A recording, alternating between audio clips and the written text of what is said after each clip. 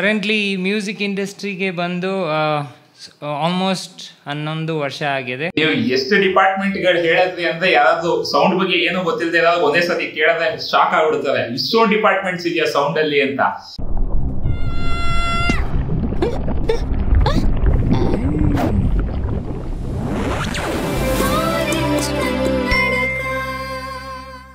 ವಿಶಾಲ ಹೃದಯದ ಕನ್ನಡಿಗರಿಗೆ ನಿಮ್ಮ ಗೆಳೆಯ ಆರೆಂಜ್ ಕನ್ನಡಕ ವಿಹಾನ್ ಮಾಡುವ ನಮಸ್ಕಾರಗಳು.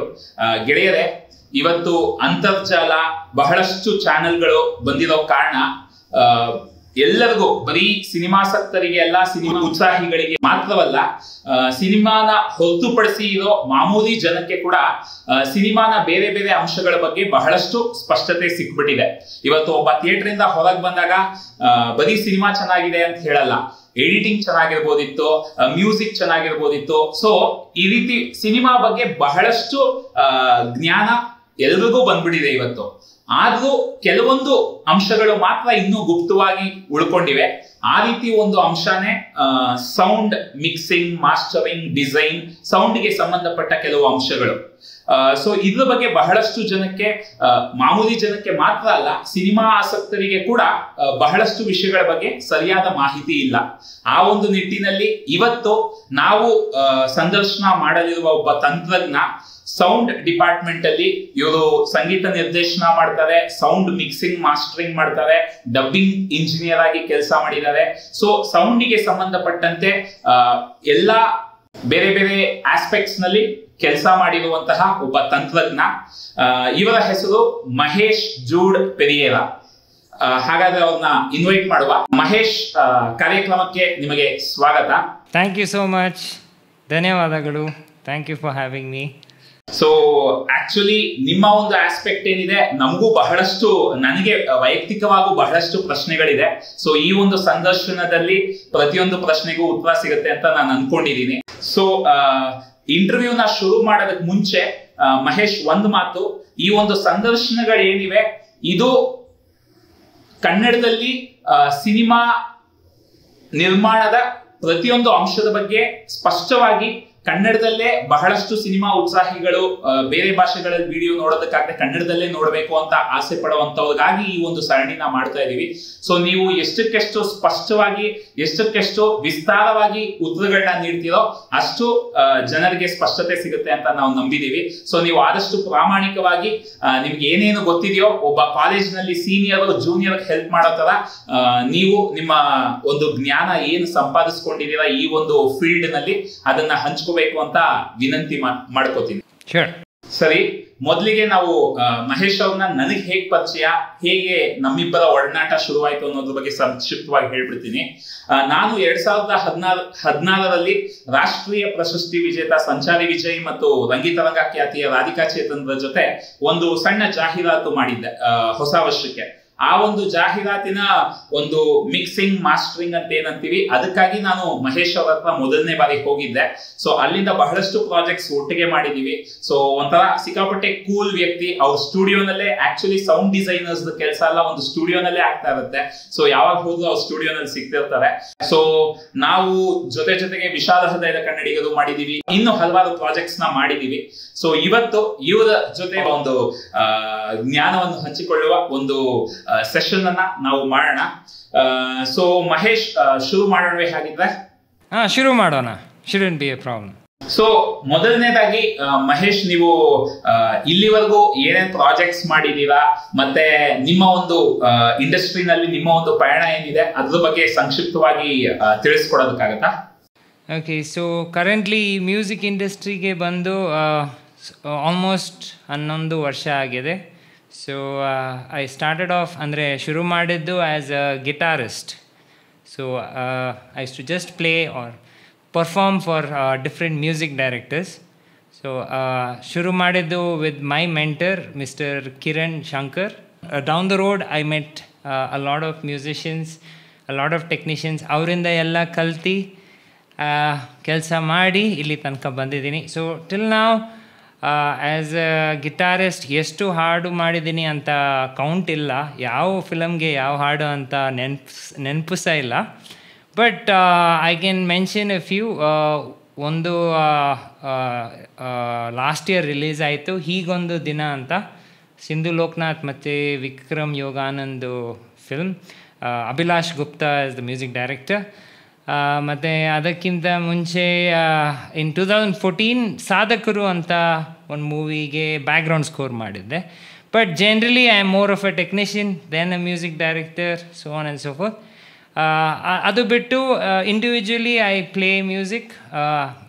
ಕೆಲವು ಬ್ಯಾಂಡ್ಸ್ಗೆ I play music, I mix and master music, and especially for YouTube artist. So ಈಗ ಯೂಟ್ಯೂಬಲ್ಲಿ ತುಂಬ ಜನರು ಇರ್ತಾರೆ, ಸೊ ಅವರಿಗೆ ಮ್ಯೂಸಿಕ್ ಬೇಕಿದ್ದರೆ they want ಹೊಸ arrangement for a song. So ಆ ಥರ ಎಲ್ಲ ಮಾಡ್ತಾಯಿದ್ದೀನಿ. So right now it's going on good and hopefully I'll go good in the future. Yeah, awesome. So ನಾನು ಕೂಡ ಮಹೇಶ್ ಜೊತೆ ಜಾಸ್ತಿ ಮಿಕ್ಸಿಂಗ್, ಮಾಸ್ಟರಿಂಗ್ ಈ ಒಂದು ಕೆಲಸಕ್ಕೆ ಹೋಗ್ತಾ ಇದ್ದೆ. ಸೊ ನಿಮ್ಮ ಹತ್ರ ತಿಳ್ಕೊಬೇಕಾದ ಬಹಳಷ್ಟು ವಿಷಯಗಳಿದೆ. ಸೊ ಮೊದಲನೇದಾಗಿ ಮಹೇಶ್, ಆಕ್ಚುಲಿ ಮ್ಯೂಸಿಕ್ ಅಂತ ಬಂದಾಗ ಜನರ ಮನಸ್ಸಿಗೆ ಮೊದಲು ಬರೋದು, ಓಕೆ ಇವರು ಫಿಲ್ಮ್ ಅಲ್ಲಿ ಸಾಂಗ್ಸ್ ಮಾಡ್ತಾರೆ, ಸಾಂಗ್ಸ್ ಮ್ಯೂಸಿಕ್ ಡೈರೆಕ್ಷನ್ ಮಾಡ್ತಾರೆ ಅಂತ. ಅದು ಬಿಟ್ಟು ಬೇರೆ ಬೇರೆ ವಿಷಯಗಳು ಏನಿದೆ ಮ್ಯೂಸಿಕ್ ನಲ್ಲಿ, ಈ ಬ್ಯಾಕ್ ಗ್ರೌಂಡ್ ಸ್ಕೋರ್ ಆಗಿರ್ಬೋದು, ಮತ್ತೆ ಆ ಬ್ಯಾಕ್ ಗ್ರೌಂಡ್ ಸ್ಕೋರ್ಗೆ ಮಿಕ್ಸಿಂಗು, ಮಾಸ್ಟರಿಂಗು, ಸೌಂಡ್ ಡಿಸೈನ್, ಮತ್ತೆ ರೀ ರೆಕಾರ್ಡಿಂಗ್ ಅಂತೀವಿ. ಸೊ ಇದ್ರ ಬಗ್ಗೆ ಎಲ್ಲ ಎಷ್ಟೊಂದು ಜನಕ್ಕೆ ಕ್ಲಾರಿಟಿ ಇಲ್ಲ. ಸೊ ಈ ಒಂದು ಬೇರೆ ಬೇರೆ ಆಸ್ಪೆಕ್ಟ್ಸ್ ಏನಿದೆ ಇದರ ಬಗ್ಗೆ ಸ್ವಲ್ಪ ಸ್ಪಷ್ಟತೆ ನೀಡೋದಕ್ಕಾಗತ್ತಾ? ಏನೇನು ಆಸ್ಪೆಕ್ಟ್ಸ್ ಇದೆ, ಸೊ ಇದನ್ನೆಲ್ಲ ಯಾರ್ಯಾರು ಟೆಕ್ನಿಷಿಯನ್ಸ್ ಮಾಡ್ತಾರೆ, ಅವ್ರಿಗೆ ಏನೇನಂತ ಕರಿತೀವಿ, ಇದ್ರ ಬಗ್ಗೆ ಸಂಕ್ಷಿಪ್ತವಾಗಿ ಹೇಳೋದಕ್ಕಾಗತ್ತಾ? ಹೌದು. So what we can totally say is music comes under the department of sound. So music sound ಕೆಳಗೆ ಅಥವಾ ಧ್ವನಿ ಡಿಪಾರ್ಟ್ಮೆಂಟ್ ಕೆಳಗಡೆ ಬರುತ್ತೆ. So sound, so any sound is something which we react to. So if we hear a sound, so ಈಗ if you hear a baby crying, so you will know ಆ emotion ಬರುತ್ತೆ, okay ಮಗುಗೆ ಇದು ಆಗ್ತಾ ಇದೆ.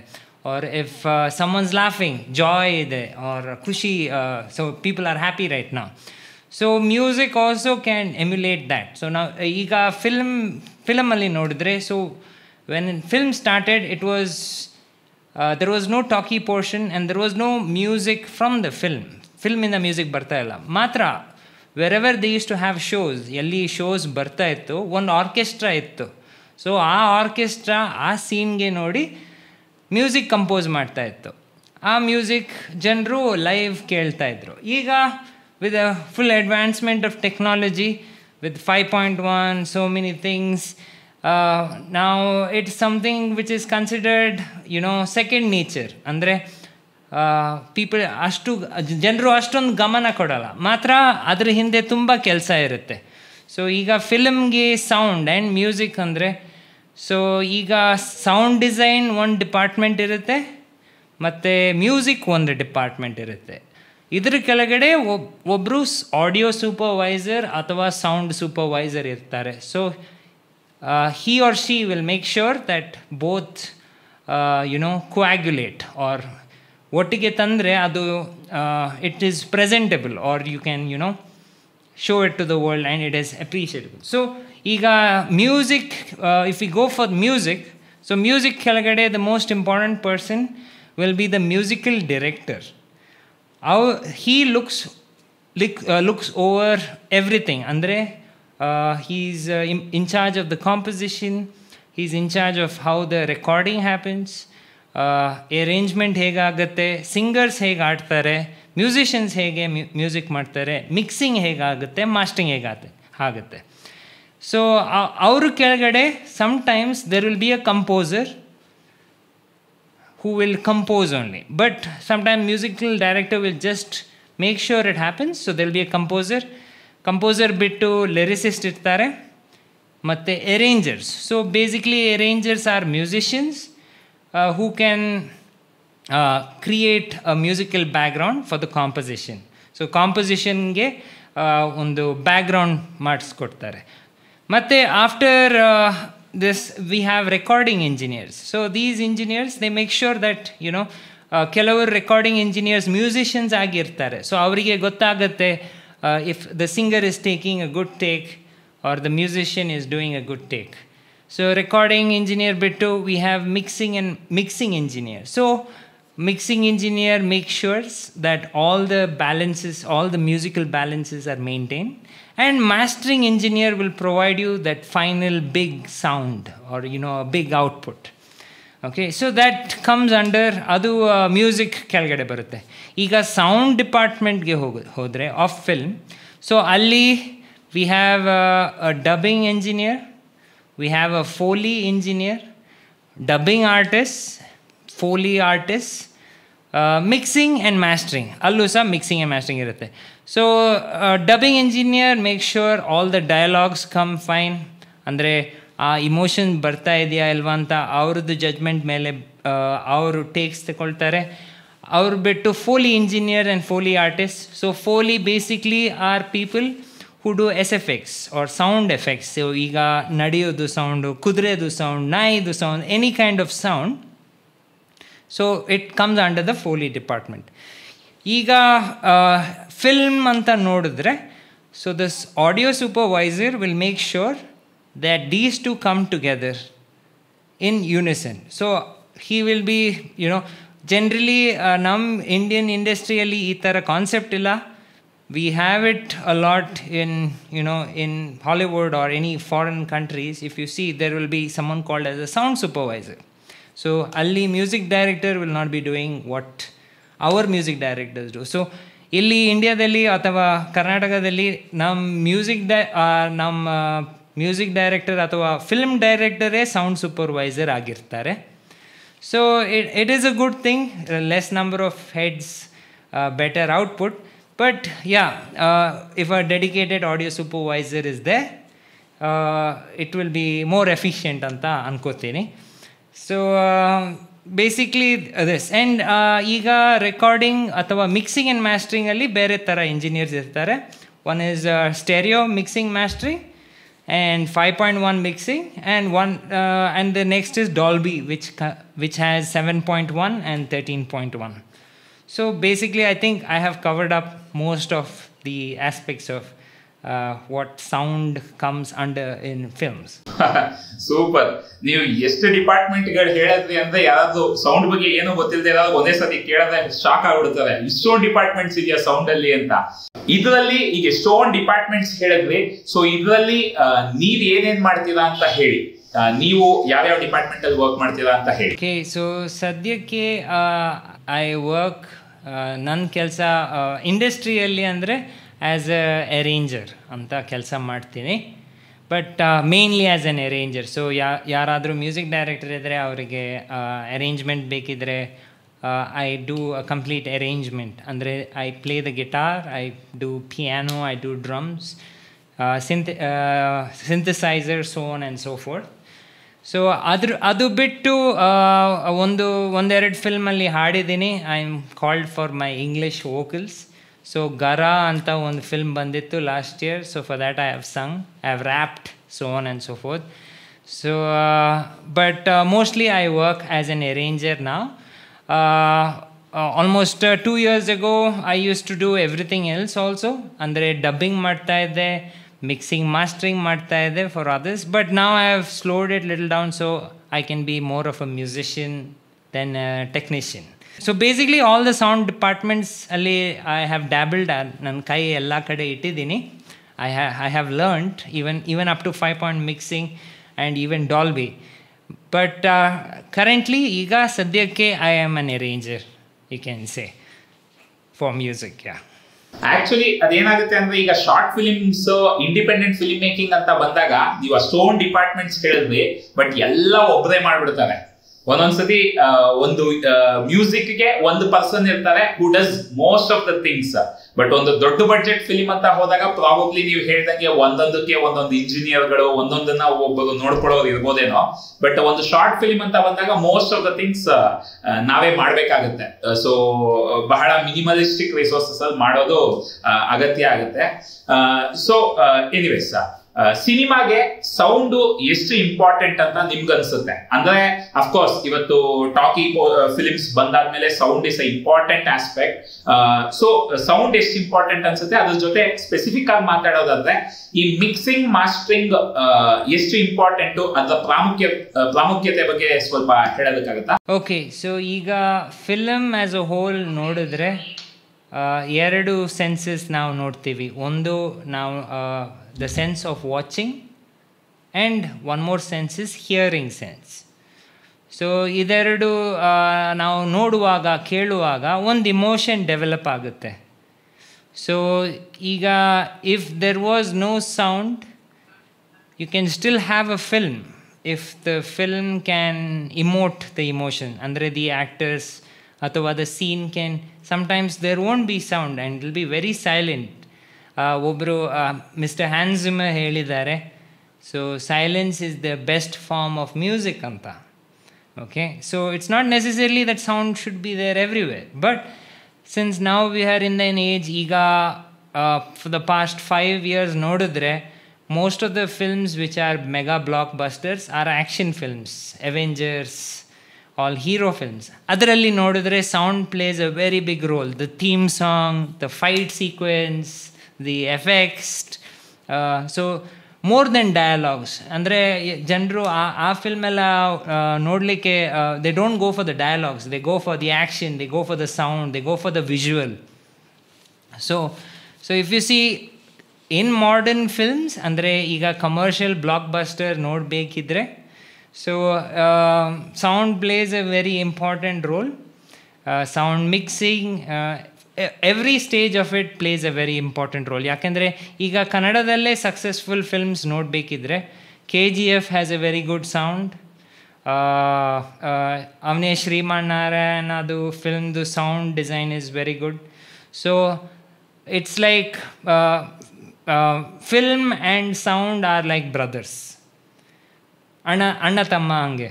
So sometimes the film, the visual will be the big brother, and sometimes the music will be, or the audio will be the big brother.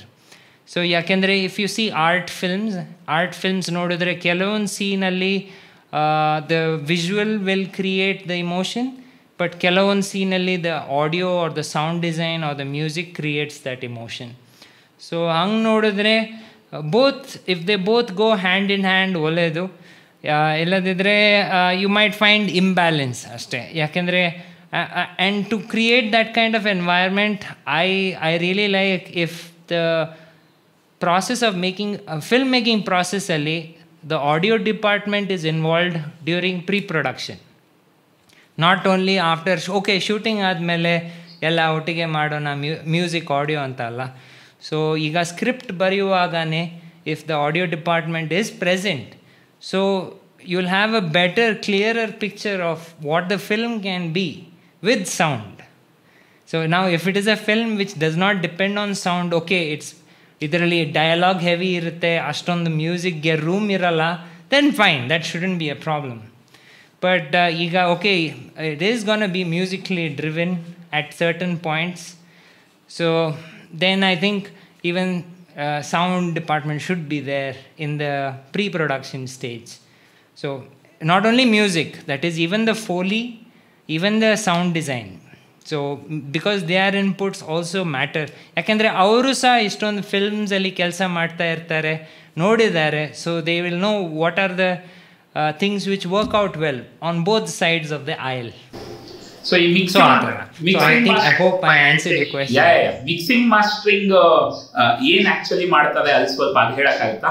Okay, mixing mastering ಅಂದರೆ ಈಗ ಅಂದ್ಕೊಳ್ಳಿ ನೀವು ಅಡಿಗೆ ಮಾಡ್ತಾ ಇದ್ದೀರಾ.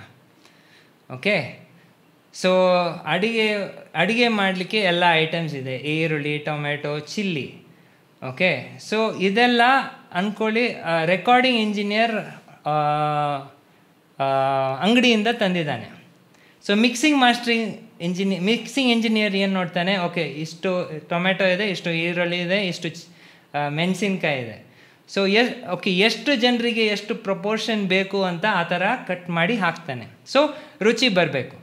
ಈಗ ಮಾಸ್ಟರಿಂಗ್ ಇಂಜಿನಿಯರ್ ಉಪ್ಪು ಮಸಾಲೆ ಹಾಕ್ತಾನೆ. Okay, so you can think of it like that. So ಈಗ ಮಿಕ್ಸಿಂಗ್ ಇಂಜಿನಿಯರ್ಗೆ ಈಗ ಆಡಿಯೋ ಬಂದಾಗ ಅವನಿಗೆ ಎಲ್ಲ ರಾ ಫೈಲ್ಸ್ ಬಂದುಬಿಡುತ್ತೆ. Raw guitar recording, raw drums, raw tabla, raw voice, ಅಂದರೆ ರಾ ವೋಕಲ್ ರೆಕಾರ್ಡಿಂಗ್. ಅದರಲ್ಲಿ ರಿವರ್ಬು, ಡಿಲೇ ಏನೂ ಇರಲ್ಲ.